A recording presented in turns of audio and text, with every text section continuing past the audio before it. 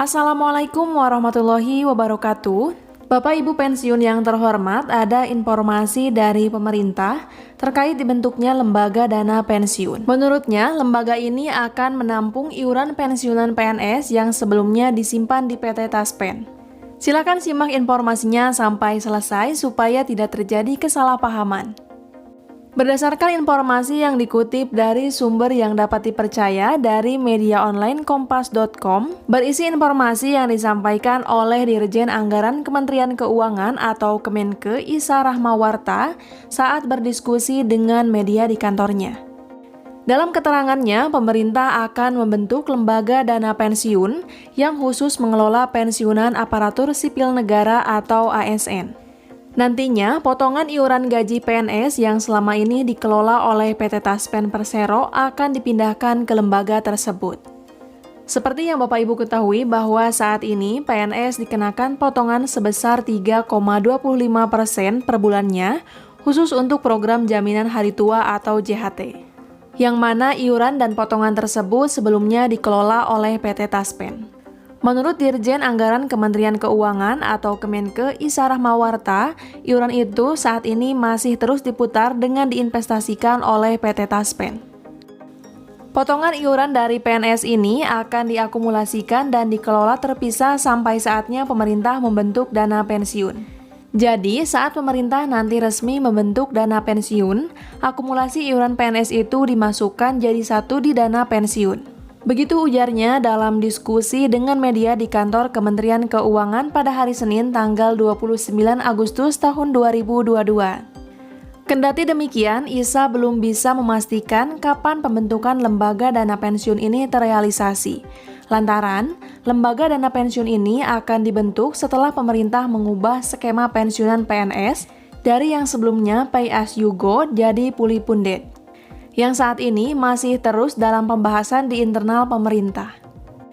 Namun yang pasti ketika dana pensiun itu beroperasi, menurutnya pemerintah akan turut membayarkan iuran pensiunan, yang selama ini iuran hanya dibayarkan oleh PNS. Jadi nantinya akan ada iuran dari PNS dan dari pemerintah sebagai pemberi kerja. Dan dana itulah yang akan dikelola oleh lembaga dana pensiunan. Dengan demikian, ketika PNS tersebut mencapai usia pensiun, maka pembayaran pensiunan ini akan diberikan oleh lembaga dana pensiunan secara penuh. Jadi bukan lagi mengandalkan dari APBN seperti yang diterapkan pada saat ini. Kalau sudah dibentuk lembaga dana pensiun ini, nantinya pemerintah akan membayar iuran untuk PNS yang sedang bekerja ke dana pensiun. Dan nantinya akan diterima oleh PNS ketika sudah pensiun. Jadi, pemerintah tidak lagi membayarkan manfaat pensiunan nantinya. Begitu ujar Isa.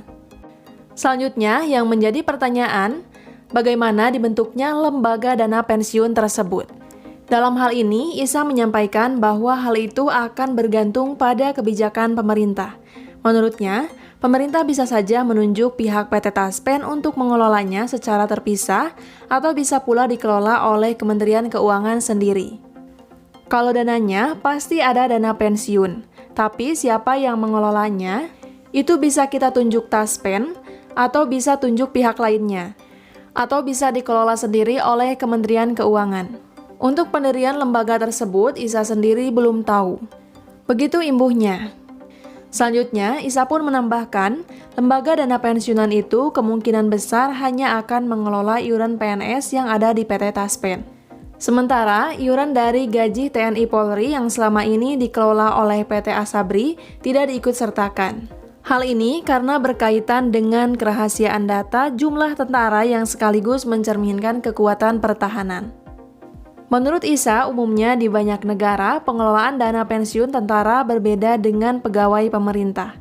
Meski demikian, ia memastikan nantinya pengelolaan dana pensiun TNI Polri ini akan dikawal untuk menjaga akuntabilitasnya meski ada kerahasiaan data jumlah tentara. Jadi, kami tentu ingin ada akuntabilitas. Tapi memang ada titik tertentu Army Forces itu unlimited informasi, terutama terkait berapa jumlah orang. Begitu tutupnya. Sementara itu saja informasi yang dapat saya sampaikan. Apabila ada update informasi penting lainnya, akan saya sampaikan kembali di channel ini. Jadi, jangan lupa untuk mengklik tombol subscribe dan nyalakan tombol loncengnya agar mendapatkan notifikasi setiap saya mengupdate informasi. Semoga bermanfaat. Wassalamualaikum warahmatullahi wabarakatuh.